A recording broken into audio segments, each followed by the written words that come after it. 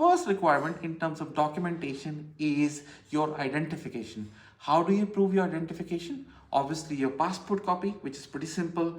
What you need to bear in mind is you need to scan each and every page in a chronological order of both current and old passports separately and upload it in medium compression in the TLS website.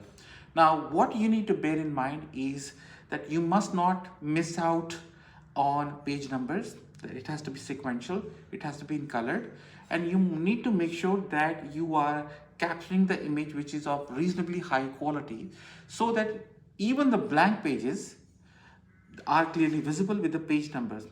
Why the Home Office needs this is because they want to know if you have a 32-page passport, for example, they would look at your each page and look at your stamps of inside the entering the country or exiting the country or of a different country. If you were, for example, in India or when you entered the UK, they want to look at your entry dates of or your travel history, and they need to also look at your old passports. For example, were you refused a visa? Were you deported? So they need to look at the entire history. So that's why it's important that you upload, say for example, the current passport copy, then the old passport copy if you have one. Now, if you had the old passport copy and if you lost it, please put it in the cover letter in the extra information that I had an old passport copy, the number is so and so, I lost it, but for the sake of disclosure, I'm confirming that since I do not have the copy, I'm saying you can check it on the online records from your database. That way you're covered. Now the second part is to prove that you have got settled status. Now settled status is a legal term in the UK, usually referred by indefinite leave to enter or indefinite leave to remain. So what you can do to prove that is, normally on your passport there is a vignette, which is an orange sticker, and it clearly shows the ILR granted date, for example, the date when you entered the country, for example, on a different visa. You provide your settled status based on that. Another way of providing or supporting your application of settled status is providing your older BRP card. The BRP card is like a pink card that expired on 31st of December 2024. So what you can do to prove that is, normally on your passport there is a vignette, which is an orange stick. Take a photo of that, medium compression in a colored copy, both front and back, and then upload it onto the TLS contact website.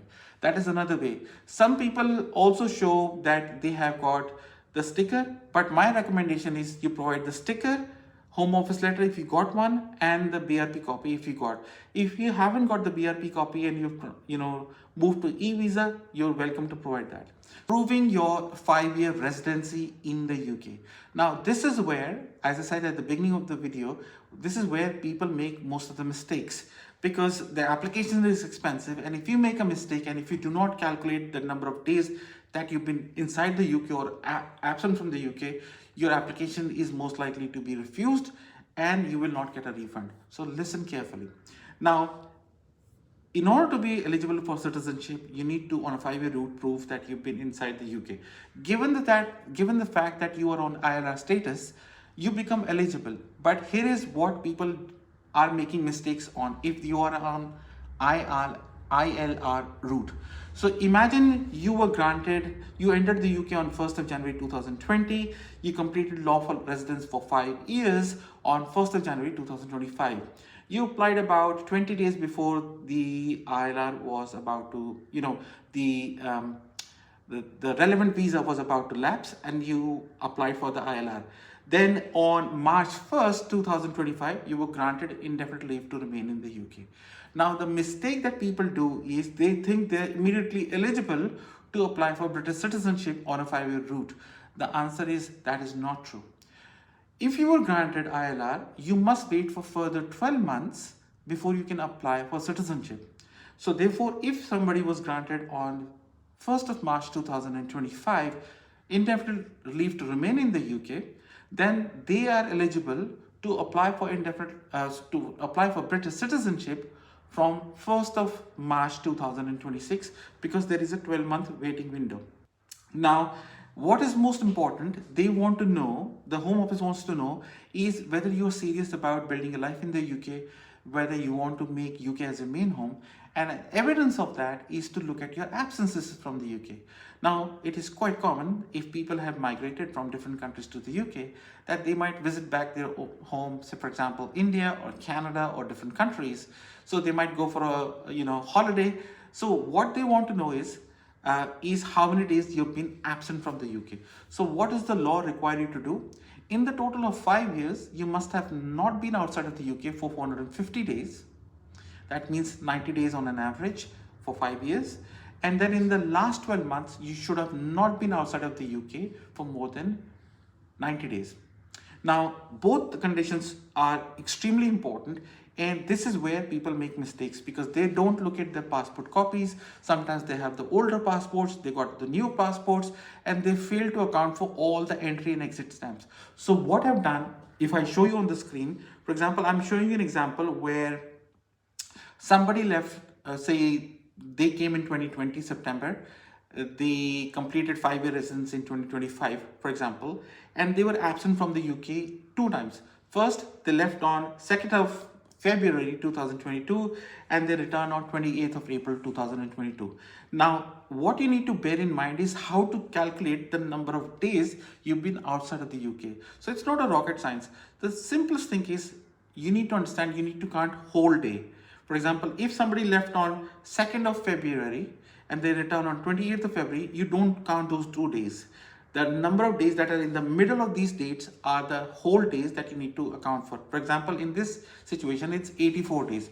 Now, you don't need to manually calculate it as long as you enter the start date, for example, the date you took the flight from the UK and the day you entered the UK, which should be clearly visible on your e-ticket. Now, given the fact that we are in the age of internet, therefore you would be having the copies of your e-tickets, right? So just go and search your emails, you will find the copy. That is the best way to make sure that you are accurate, okay? Also look at the stamps. The day you left the UK, you must have entered your own country, for example, the date of arrival, so there would be a stamp, and then the date of arrival back into, say, Heathrow, say in London at Heathrow Airport.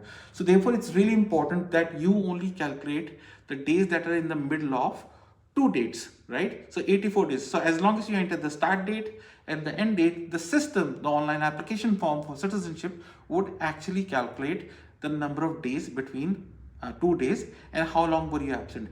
But the most important fact is that you have not been absent from the UK more than the statutory limit that is required. Now, are there exceptions to it? Yes, there are. So in the guidance, it is given that usually if you've been outside of the UK for up to 480 days, right, instead of 450 days, they're disregarded. But there are certain conditions that you meet all the conditions. I personally recommend that you do not stay outside of the UK for more than 450 days.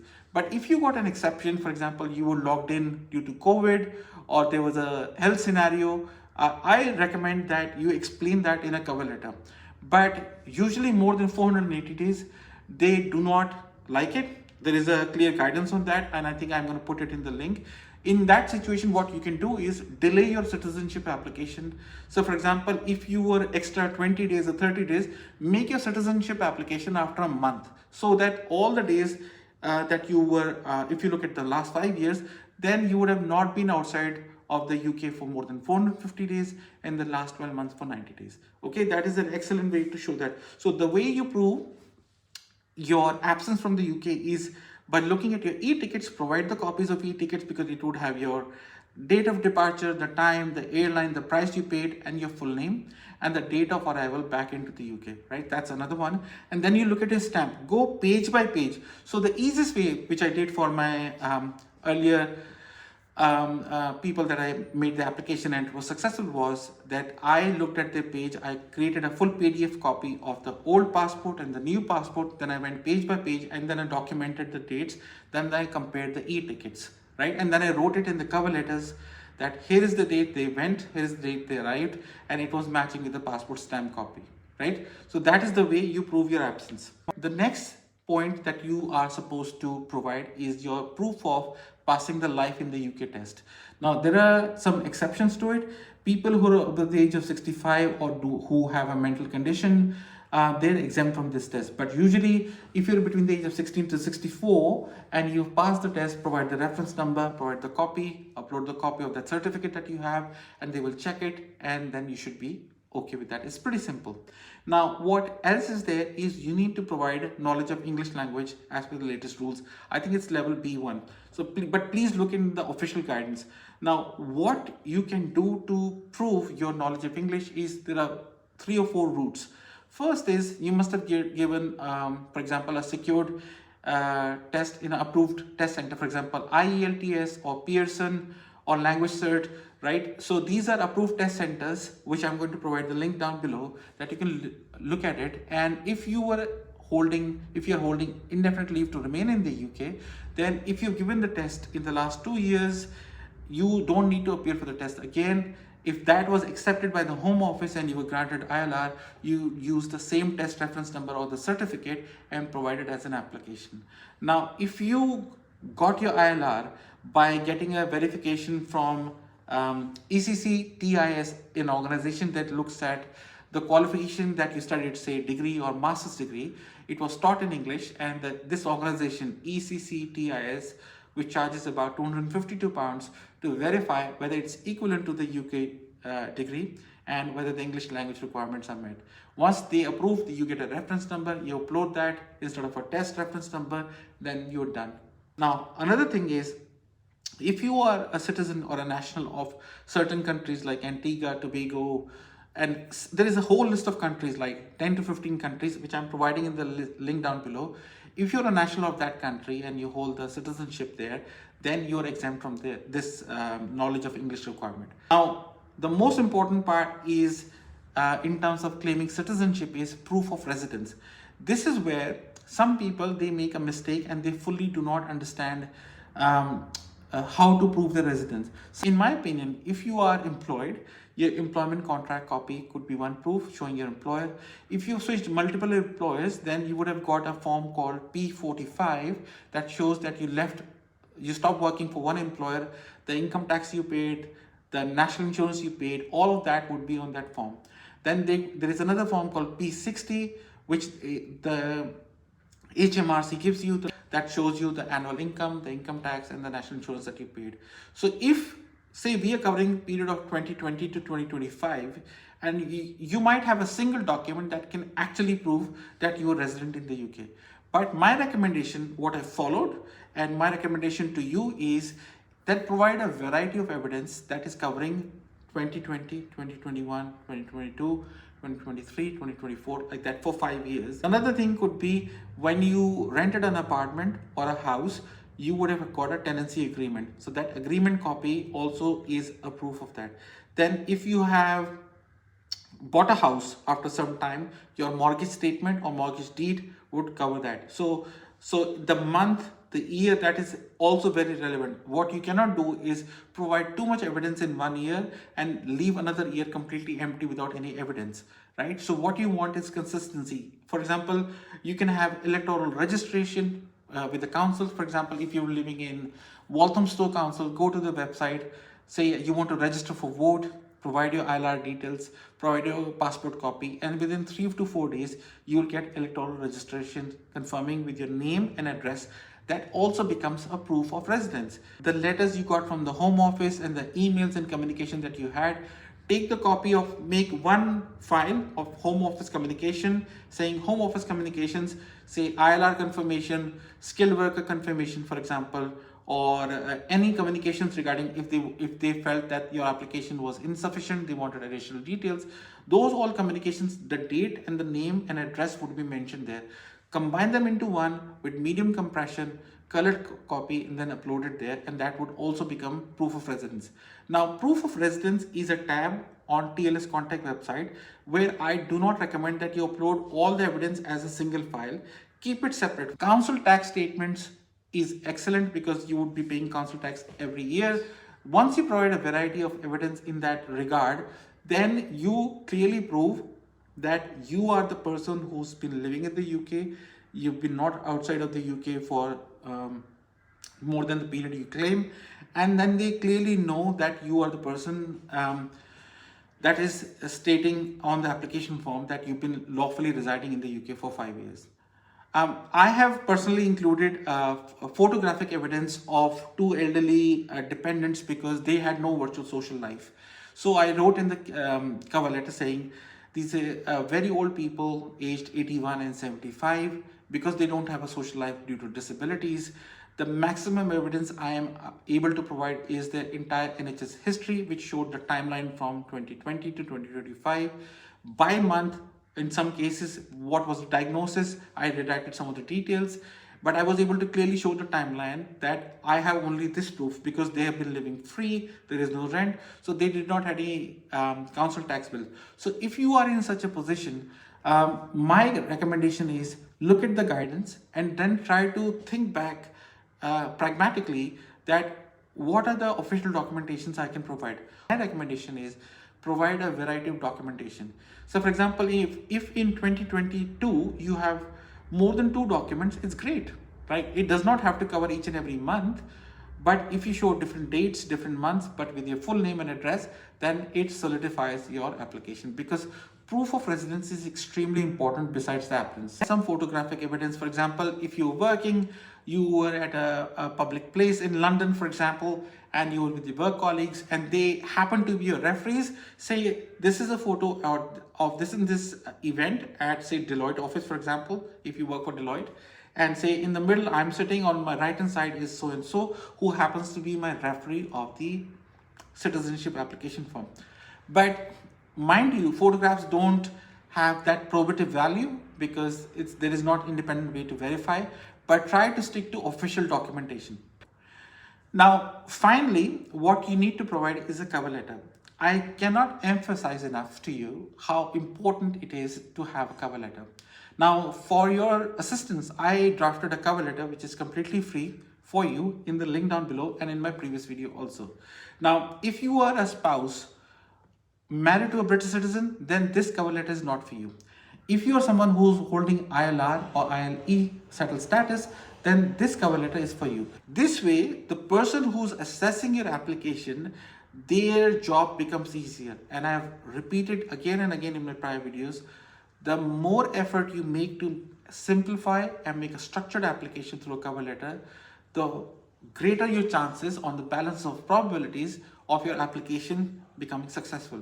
Now, also, besides the documentary proof, you need to be a person of good character. If you have got any bankruptcy, if you've got any civil judgment against you for arrears, people have disputes, please take advice of a solicitor, because this is not as simple as that you can just say, oh, I don't have a dispute, or I don't think so, nobody would find out. They would absolutely find out. They will run a credit check against your name, and if it turns out that you used deception, misrepresentation, or inadvertently actually hidden information that should have been disclosed, then that is likely to be the grounds for refusal. So always trust the Home Office. Make sure you disclose, and if there is anything that they're not satisfied by, then the guidance notes for the caseworkers are that they can reach out to you for further documentation. This way, when you're honest and upfront about it, it builds your credibility. Hoping that if I've added some value to you in your application form, it would be wonderful to hear from you in terms of success stories. And if you like my channel and would like to have more updates and learning, please do subscribe to my channel. I am overwhelmed by the support that I've got from subscribers, especially related to my visitor visa videos, where people have had massive success in getting their visas approved. And it means the world to me. And I wanted to thank each and every one of you that I have crossed 160 subscribers now. And the more support I get, the better it is for me to make this content.